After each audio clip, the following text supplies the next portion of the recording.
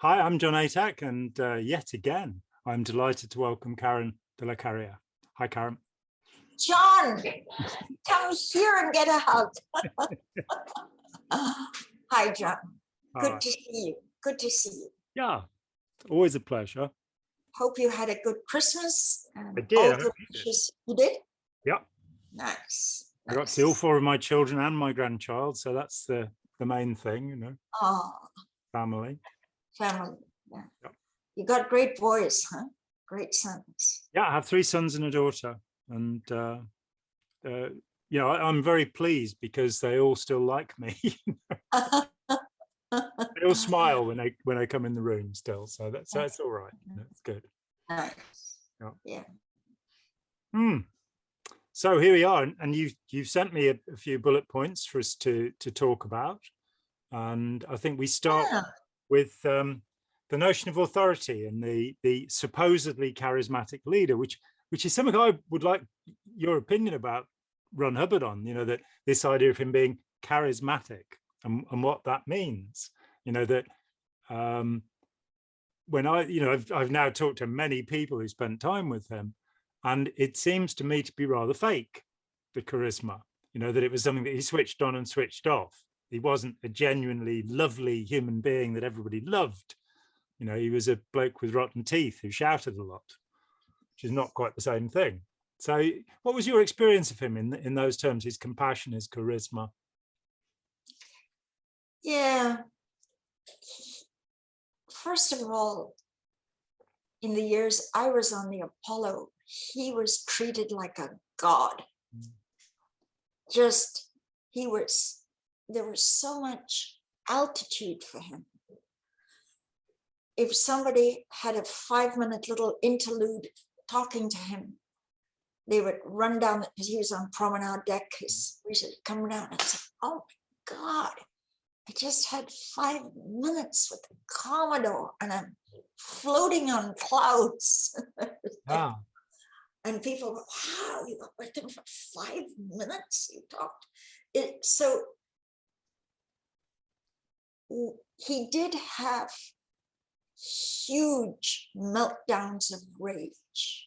He would even scream at Mary Sue. He did. Yeah.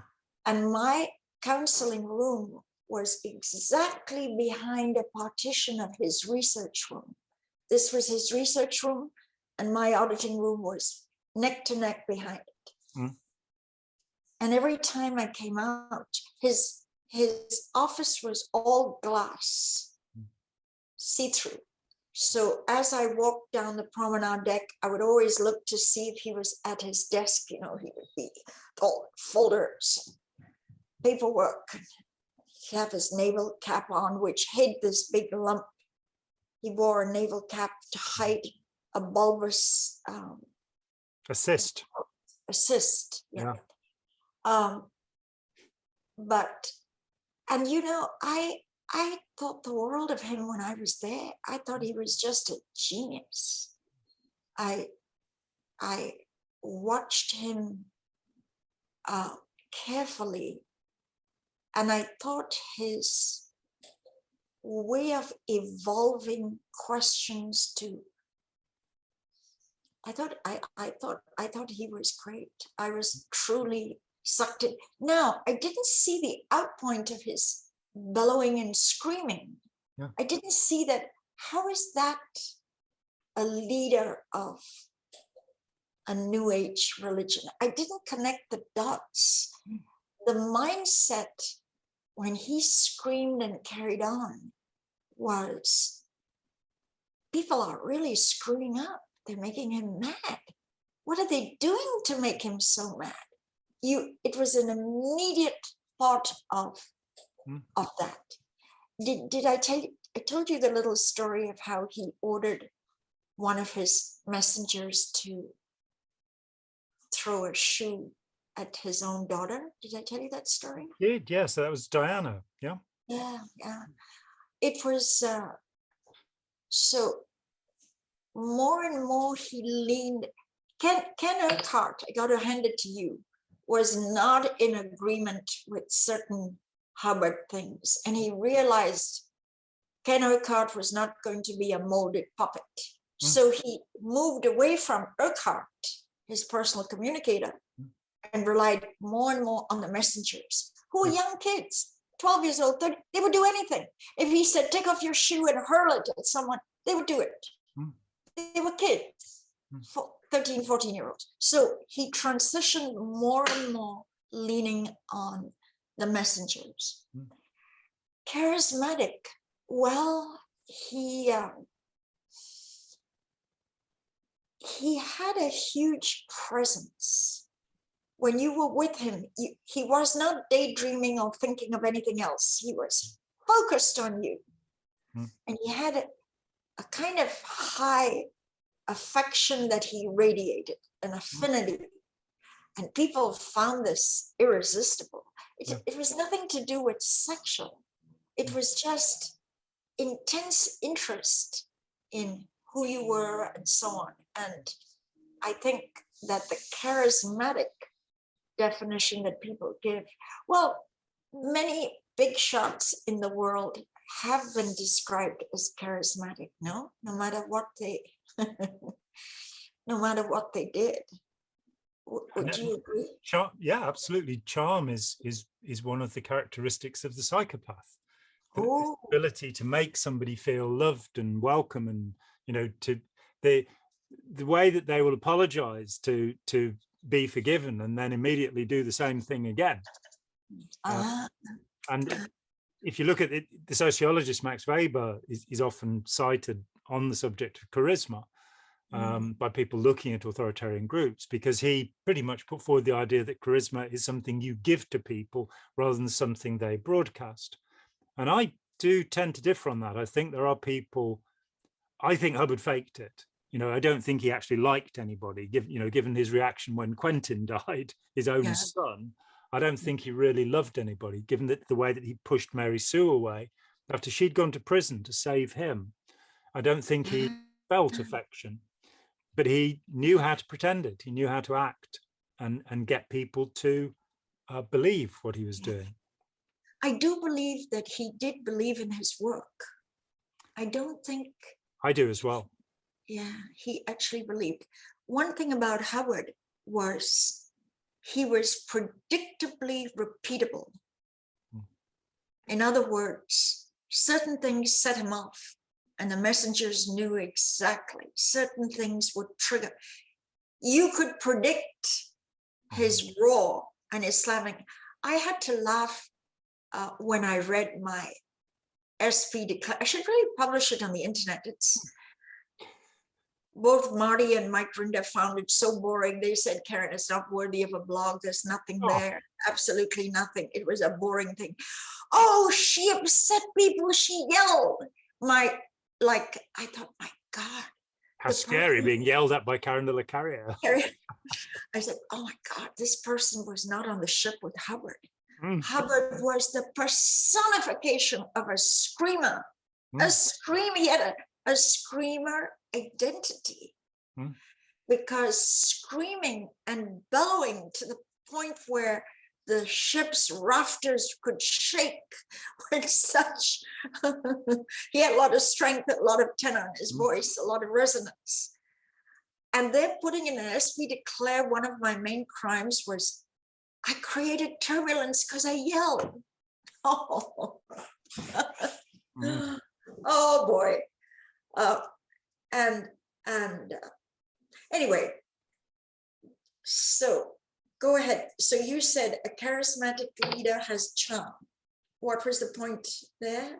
Well, something that I've observed is that if you look at, say, Dale Carnegie's book, How to Win Friends and Influence People, which has sold so many millions of copies over the years, when I looked at it, it seemed to me that it was an empathetic person, and I think Dale Carnegie was an empathetic person, who was describing empathy. And the problem is that if you need to read that book, you don't have empathy.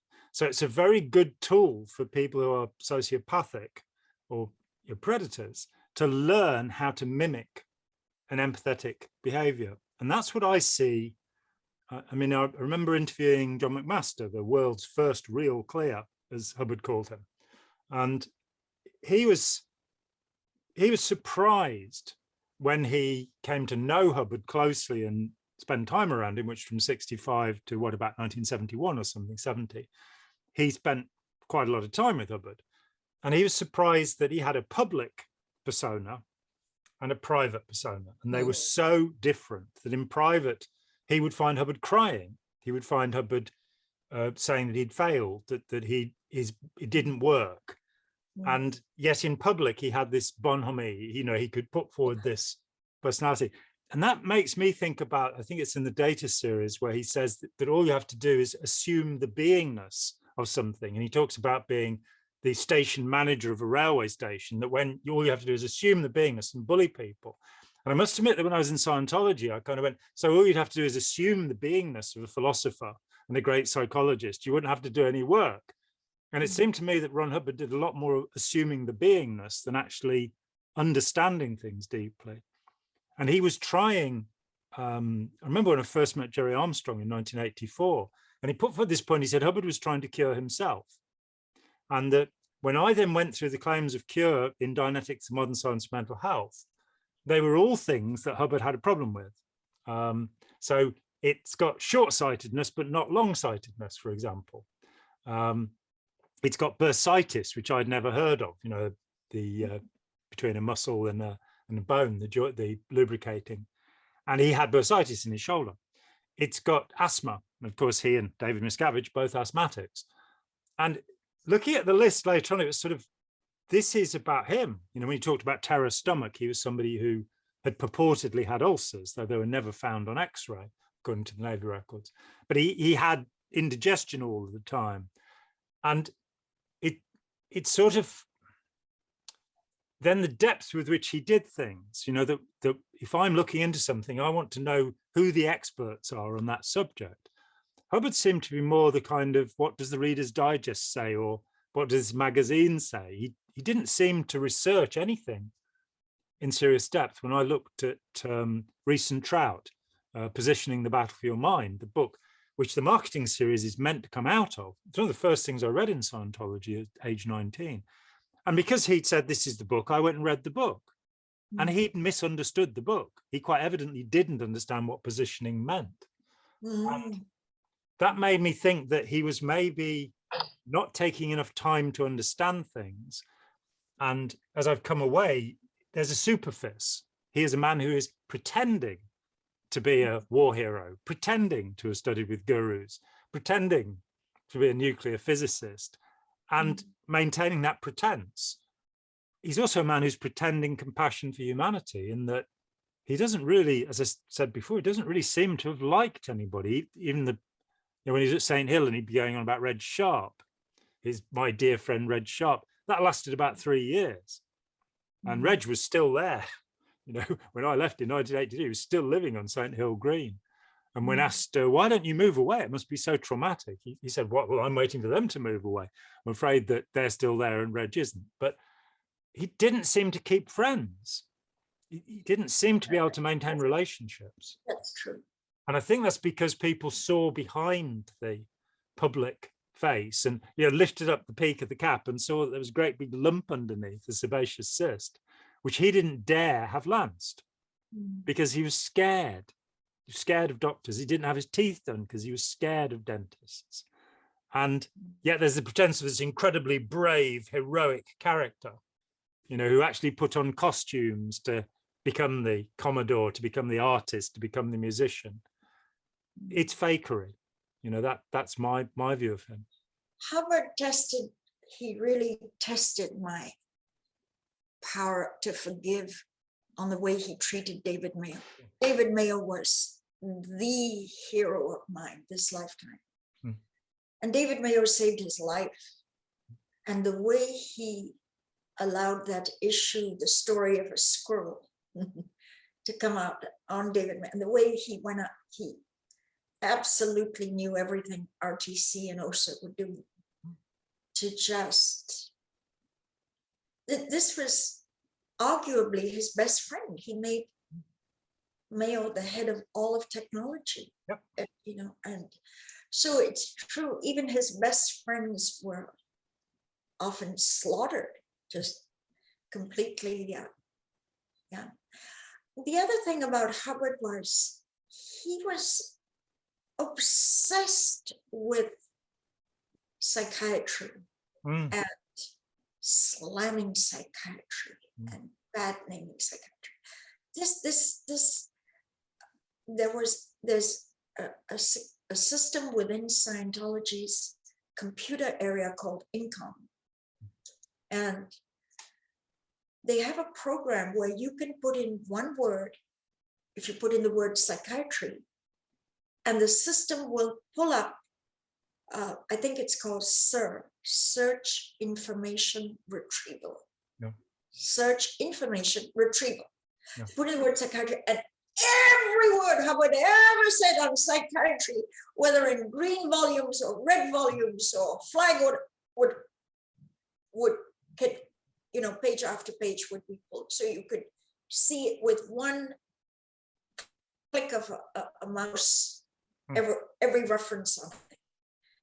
And I did that for fun when I worked at OSA. I looked up through 8 hours a day, how many hits on psychiatry. And I thought, wow, this is huh? He's obsessed Obsessed with psychiatry. And in L10, there's a huge amount of L10, which is simply sec checks. Now, remember that sec checks were still a relative novelty in 1970. By the time it hit the 80s, people were so overrun on sec checks, they would, if they knew that, they probably wouldn't even go back to flag if they knew they were going through having to pay for OSA interrogatories on them and their friends on sec check questions. The sec check or security check, the confessional, later called integrity processing, whereby you are telling all of your dirty secrets to Scientology so they can be written down in a folder, and you're paying to have this done. I mean, the CIA should have sorted out how to do this. It'd be a very profitable organization. They could get people to pay for it. And as you say, it was introduced in 1959, I think, initially, because L. Ron Hubbard's son, after 7 years of being the deputy, had left, and he would become a serious target for his father, a father trying to destroy his son. And then when the Johannesburg organization, I think in 1963, they splintered, most of them left, and Hubbard decided this must be because of their terrible crimes against him, or he maybe realized that by saying that people only leave somewhere because they've done something criminal, they've committed what he called an overt, that you could persuade the followers that that was why people left. And it's used in so many authoritarian groups, this idea of, I daren't talk to former members because they have diabolic powers. They might do something dreadful to me, so I'm afraid of them. And that, the Jehovah's Witnesses call it shunning. You find it throughout the fringe religions. Yeah, it's this sense that anybody that's left has diabolical powers suddenly. I mean, the reactions to me when I left, and I'm I hope a fairly courteous and mild-mannered human being. I certainly don't shout very often. But the reactions that I've had from Scientologists, the terror of me, because of this idea that you have some sort of power, but also that you must have committed evil. You must be somebody who's really, horrible. Yeah. And building that into people by using security checking with these ludicrous questions, have you ever blanketed bodies for sexual thrills? Have you ever smuggled diamonds? Have you ever farmed babies? Which was these things that were specific to the sort of things that people would do who were against Scientology. Have you ever had a bad thought about L. Ron Hubbard? I mean, I'd probably be in a bit of trouble now with that one. That might take a few hours of checking, but or about Mary Sue Hubbard, that used to be. I think she's probably been taken off the list now. But as you say, that's just segueing into the development of the so-called list processes. And you were one of there are 50 people in total who are ever qualified to use these processes, list 10, list 11, and list 12. And you were talking about the way that security checking it becomes part of list 10. And I'm sure that very, very high dollar for these L's. Currently costs $100,000 for the 3 L's. When I was with Hubbard on the ship, it was $2,500 per L. So you had all 3 L's for $7,500. Boom. It's now $100,000. $100,000. Yeah. Well, on L10, it has long lists basically asking for transgressions. Remember, there was no false purpose rundown. There wasn't all these advanced security. The truth rundown, yeah. Yeah. So, and some of the questions, you should see the look on the PC's face when you ask this. Like, did you ever psychiatrically twist somebody's mind? Now, this is from Hubbard's case. Yeah. These people sitting there were not mind control implanters, but there's a series of questions on L10 of, did you zap someone and indoctrinate them with false thoughts? And people look at you blankly. They're supposed to FN the question. You talked about the Joburg, the famous interrogatory Joburg. I had that same Joburg 13 times. 13 times. I had to sit through 165 questions. And the thing is, you have to have the needle float. But by now you're so angry, the needle could be stuck. You're not only angry, you're protesting all the way. Or you get away with it with the ARC brake needle, which floats. The ARC brake needle is a floating needle. So, contrary to what a floating needle is. Anyway, yeah, anti-psychiatry, every year, a bunch of CCHR vigilantes would rent a plane and fly it over the annual psychiatric conference of psychiatrists with a banner saying psychiatry kills. And sometimes these doctors would come out and look at it, and there it would be circling hour after hour. They knew it was Scientology. So it was obsession, John. You should use the right word. There's a very strange mentality, which I met in people who'd come out, who would come to me and say, oh, I can show you how to harass Scientology. There was a guy called Brian Wordy, who's one of the famous Scientology families. And he came to me the end of 1983, not long after I'd left. And he said, I used to be in branch 1 in London, and I can help you harass Scientology. And I just looked at him and said, that's why I left, because I found out that I belonged to a group that harassed people. And this idea of that ruining somebody's life is somehow amusing. It's somehow, that you deserve to be attacked if you ask for dialogue, which was all I ever did. I only pointed to what Hubbard himself had said. My main informant in writing Let's Sell These People a Piece of Blue Sky, fully half of the book is what Hubbard himself said. He's the guy who's explaining, the dirty tricks and the nasty things he's going to do to people, and who indeed wrote the manuals, like the Hubbard Communications Office Manual of Justice, which is says very little about justice. It says a great deal about a spoiled child who wants to get his revenge on the children who didn't like him, which is about how I see Hubbard. In addition to what we do see, in addition to all that, there's the OSA network orders, all recorded at Hubbard's hand, previously known as the Guardian orders. Yeah. Guardian orders. And these are where the vengeance of Hubbard, the absolute bloodthirsty part of Hubbard, to even the score, are written up. That's why OSA carry on the way they do. That's why they maliciously they're not even ashamed. The internet is alive when you put in the word Scientology. If you put in Scientology fair game on YouTube, you'd get site after site after site. But you know why they cannot back off? You know why they don't change? Hubbard wrote in 1965, Keeping Scientology Working, where he put in the deep freeze everything he ever wrote could not be altered, could not be changed, could not be modified, could not be edited, could not be watered down, no matter what. Even if he contradicted himself, everything he said was true. And you couldn't, safeguarding technology, technical degrades, these policy letters, you couldn't say this is the earlier, so this is the more recent one, so this will be more true. If there was any conflict, you were stuck.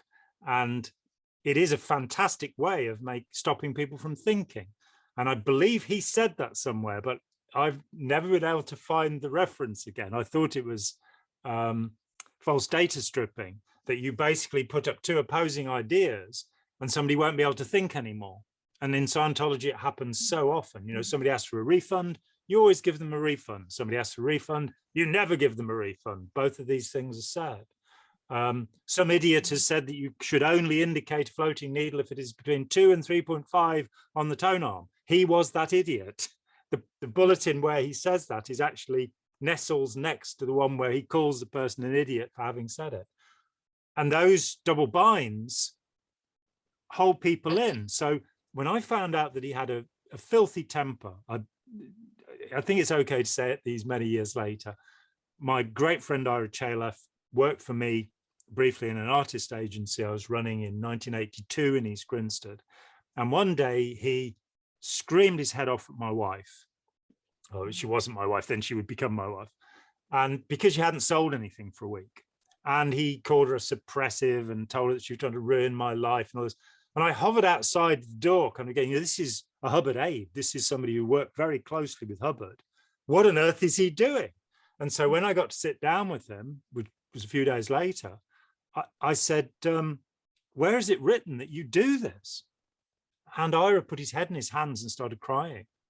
And he said, it's not written anywhere. And I said, well, if it isn't written, it isn't true, because that's what Hubbard said. You know, I parroted that. And he looked at me, and so I said, where did you get this from? He said, Hubbard did it to us.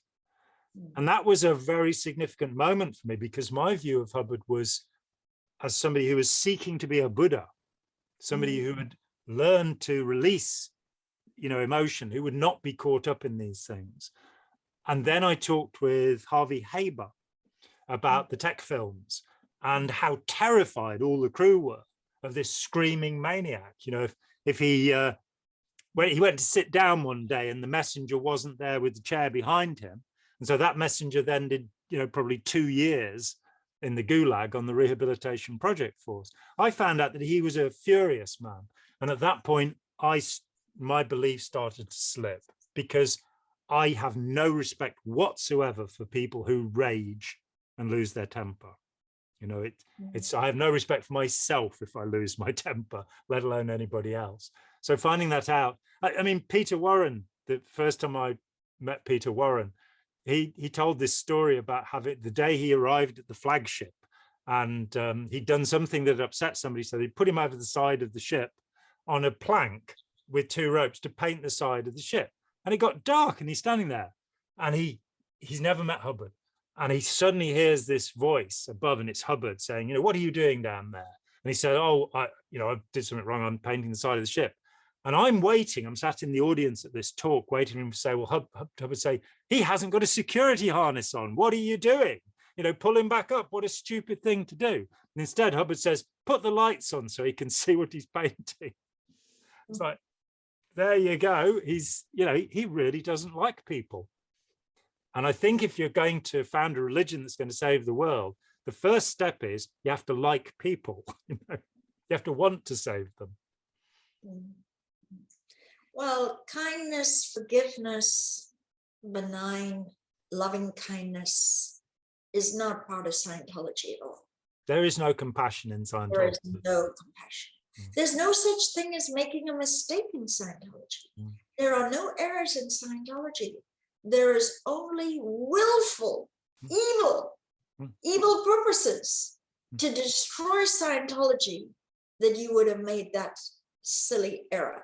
You didn't do it happenstance. You did it because in some part of your spiritual universe, you want to harm Scientology. You have evil purposes. Evil purposes. And it comes down to this thing that he said about intention and counter-intention and other intention. And I can remember many years ago suddenly realizing that we in Scientology had an intention. My intention was to help people, to make the world a better place, to ameliorate. His intention was quite different. As L. Ron Hubbard Jr., Nibs said, Scientology works, but not as my father says it works, as my father intends it to work. And he intended it to enslave us.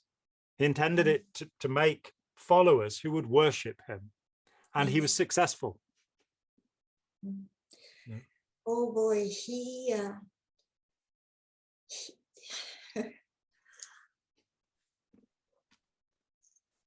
I wanted to tell you that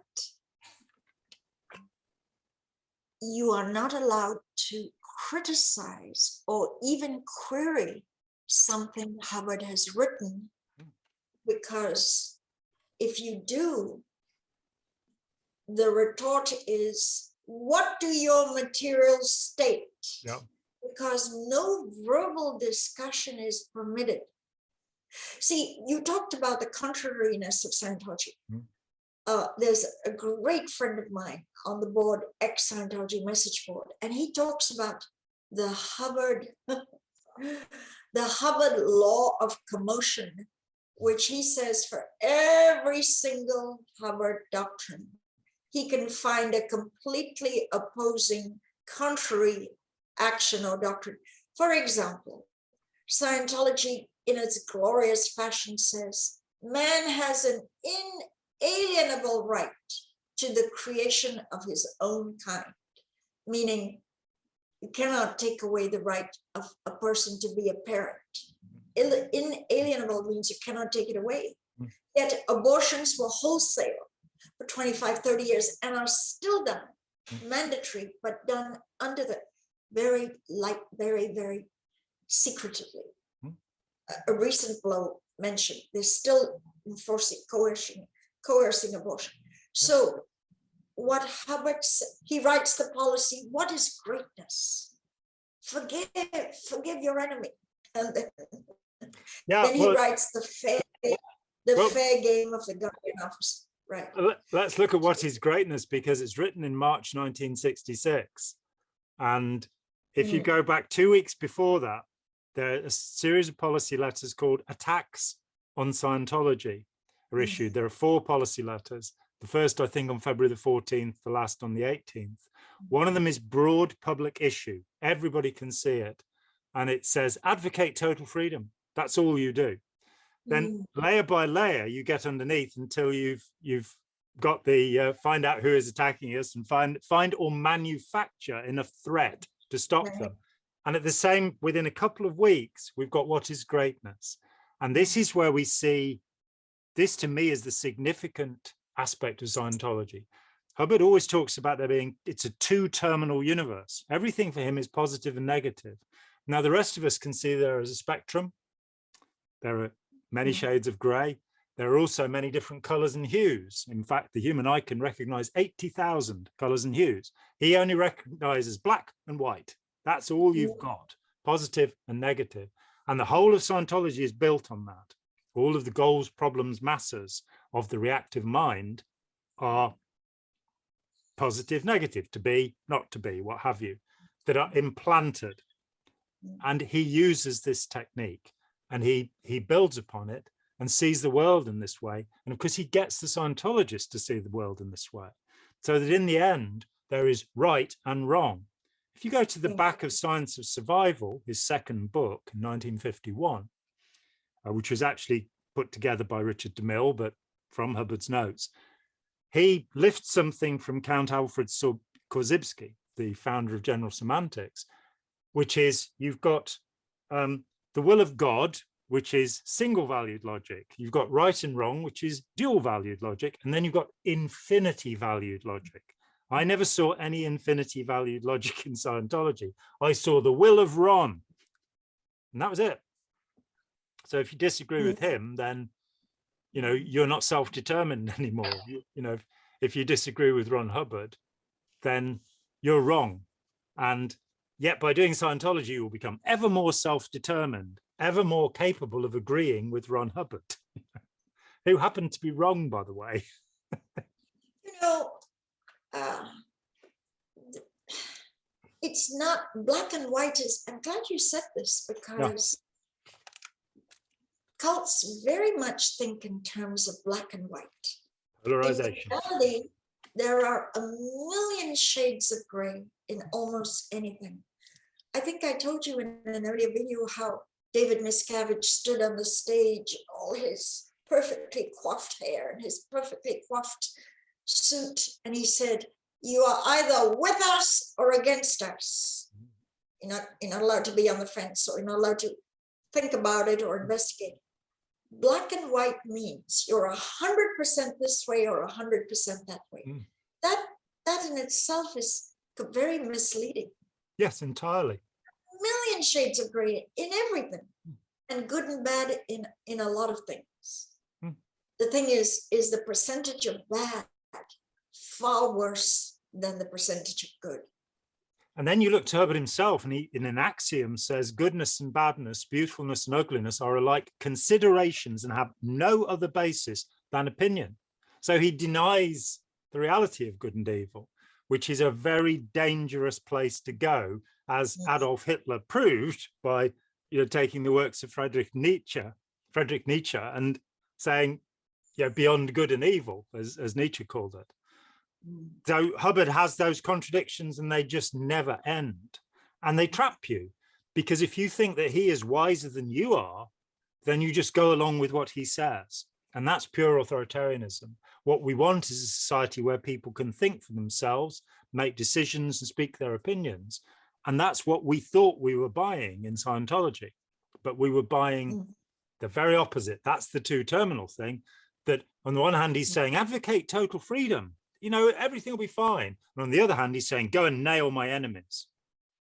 In Ron's Journal 1967, that the contradiction is just incredible there, that he's saying, when the dogs are yapping at the wheels of the fire engine, you just ignore them. You go to the fire and put the fire out. In the same talk, he says Mary Sue, his wife, has hired professional intelligence agents, not private detectives, spies, to research the past of the British Prime Minister Harold Wilson and one of the press barons who's criticized him. So in the same place, you've got this double bind.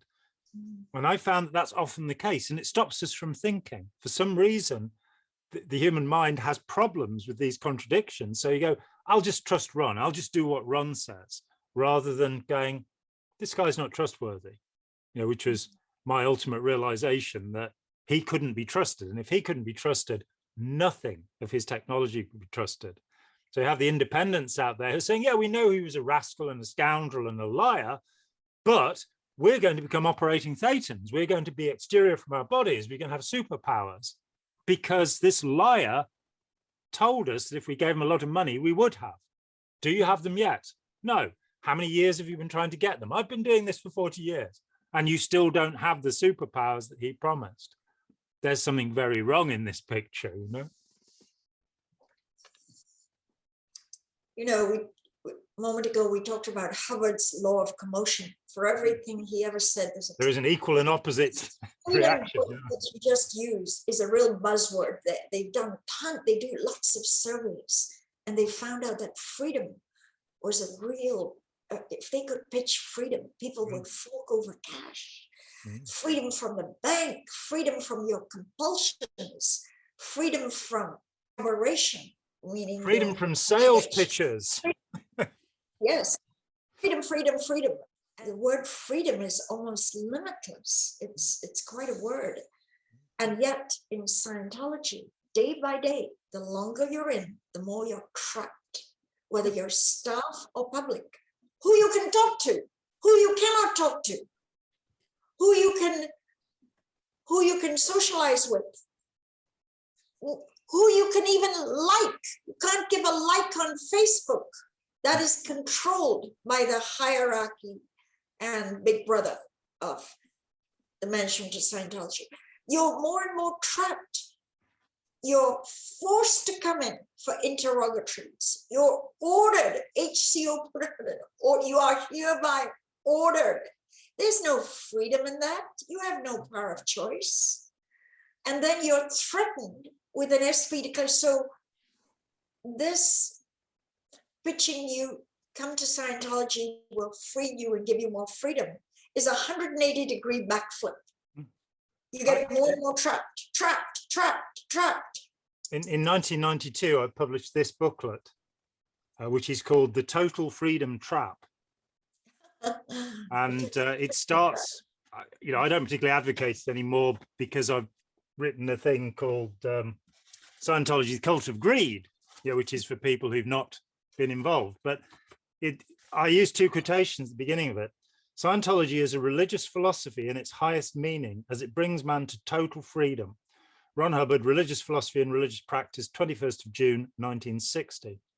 An endless freedom from is a perfect trap, a fear of all things. Fixed on too many barriers, man yearns to be free, but launched into total freedom, he is purposeless and miserable.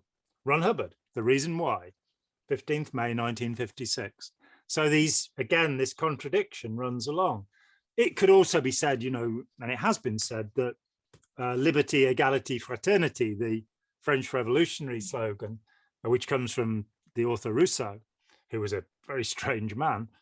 But this idea of liberty, this is the freedom. But what do we want to be free from? We want to be free from crime. We want to be free from disease. Do we want to be free from happiness? Do you want to be free from health? And so exactly as you say, it becomes a thought terminating cliche, is what Robert J. Lifton calls it, an idea that you can't think beyond. And I think I had a wonderful communication from the Scientology kids, ex-Scientology kids, people who've got together who grew up within Scientology. And I'd said something about these slogans that are used to stop thinking and that are used to criticize members. And they put up a thing and asked people to write in and say, what are the things that these kind of punishment phrases that are used in Scientology? And I think the list had more than 350, get your stats up, you're a degraded being, all of these ways of stopping somebody from thinking and making them, belittling people, making them feel small. Yeah, the Hubbard law of commotion. For everything you ever read in Scientology, you will find something diagonally opposed, 100%. Diametrically, yeah, absolutely. Yeah. And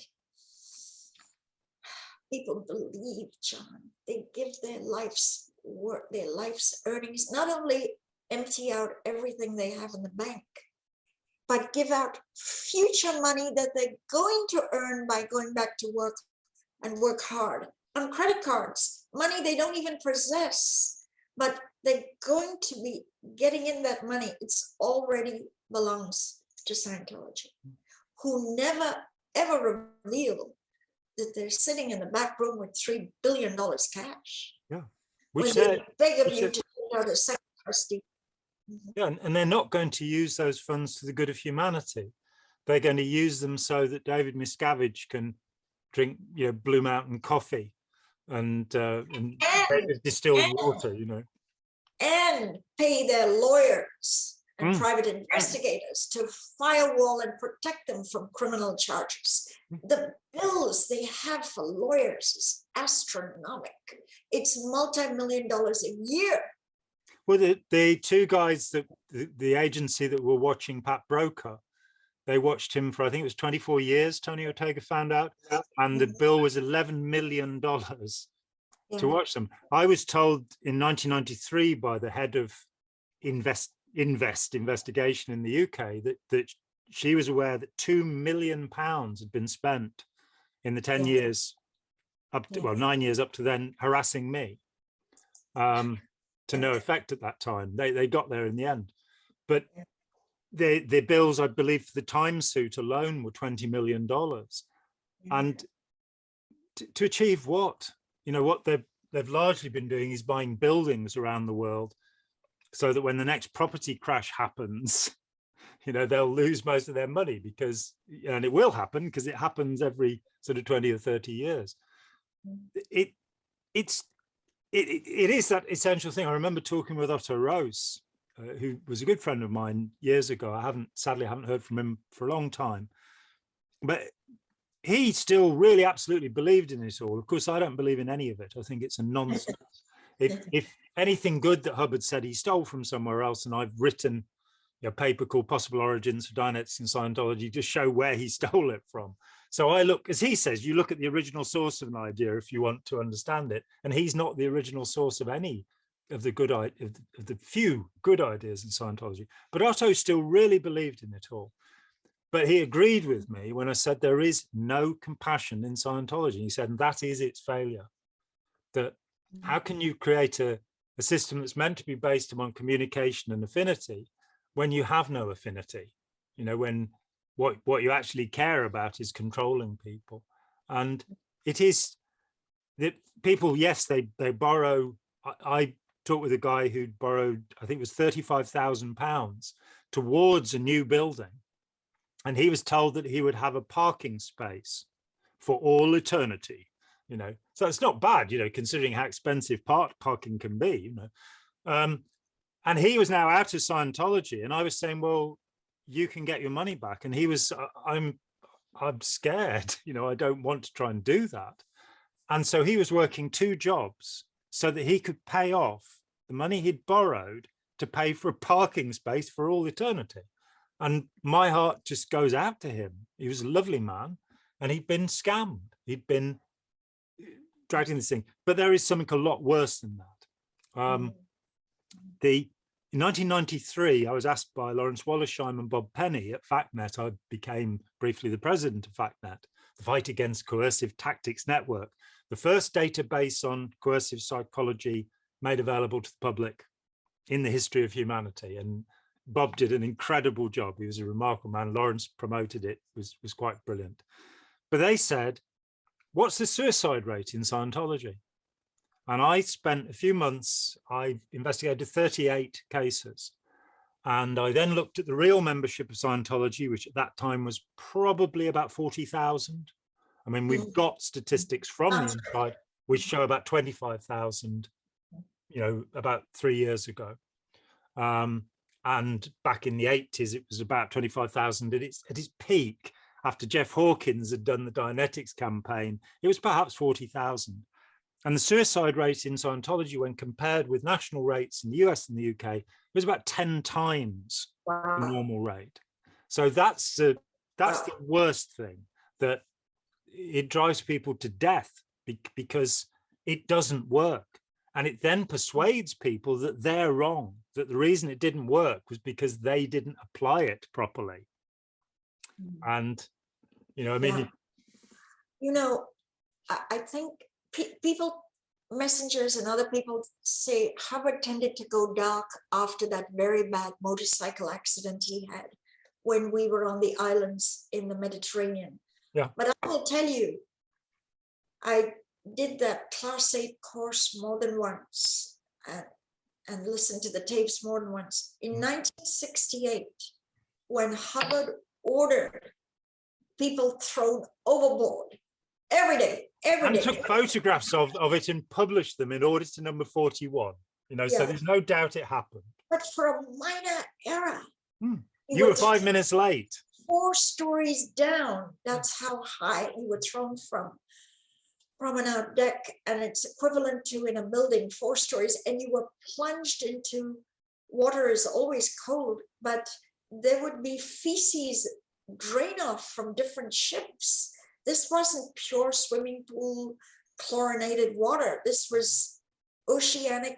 And in 1968, he had already gone dark. Now, if you really listen to those Class 8 tapes, I have all the transcripts. People keep sending me this kind of stuff. Hubbard changed he was nothing like the Hubbard of the 1950s. The theme in the Class 8 tapes of 1968 was, we own this planet. The planet is here to obey us. Let's make friends with the biggest enemies of the West, as he says in the Guardian's order of that time. He now took on a role of, I will crack a whip if you disobey. And some of these pronouncements are quite blood-curdling. It's like, and when I listen to them 20, 30 years later, after coming out of the mindset, it was like Humpty Dumpty had a great fall. I shattered because I got nuances and I got the enlightenment of no longer looking through a tunnel, but actually seeing where Hubbard was going.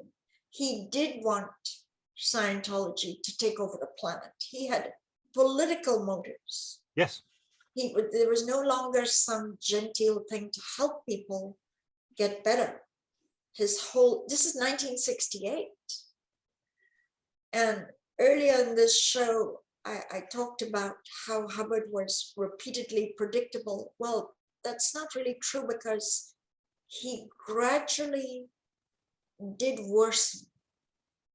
He got more and more tough at in-base. He was just absolutely paranoid about his own Sea Org members who had got very high clearance to even be at the base.